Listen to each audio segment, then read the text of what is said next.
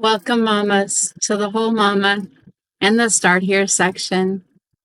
So here I want to talk to you about a question I do get asked a lot. Is this therapy? And let's get this out in the open. This is not therapy. It's not clinical.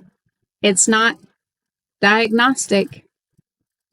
And it's definitely not a coping mechanism wrapped in scripture. I've walked the therapy road and I know the difference. What we do here is something entirely different. It's Jesus led, truth rooted, and it goes after the real wound. Therapy tries to make sense of your pain, but heart healing, it brings it to Jesus to be healed. And that's a crucial difference. I'm not anti-therapy. I'm anti-half-truth because I went to therapy for my marriage and left more confused than when I walked in.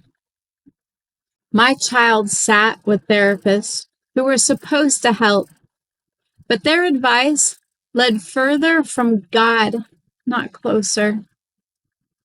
It was biblical truth that finally uncovered what therapy couldn't touch.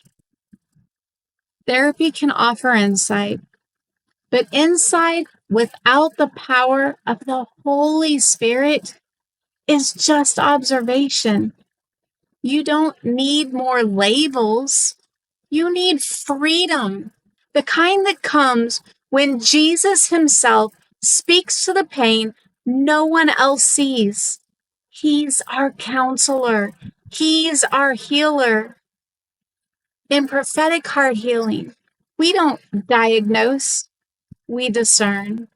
We don't manage your wounds. We bring them into the presence of the one who heals. And we don't sit in sessions hoping for a breakthrough. We walk into the throne room and ask God what he's already saying over your life. I didn't find freedom in a textbook. I didn't get whole through behavioral charts. I was changed in the presence of the Lord. When someone sat with me, helped me hear his voice, and let the Spirit go to places I'd hidden, even from myself. No, this isn't therapy. It's not a substitute. It's the real thing. It works because he is the one doing the work. For the word of God is living and active and sharper than any two-edged sword. It discerns the thoughts and intents of the heart. Hebrews 4:12. That's the power we tap into in heart healing. Not opinion, not method, but spirit-led truth straight from the mouth of God. If therapy left you feeling stuck, you're not crazy. You don't need to try harder. You need to try different.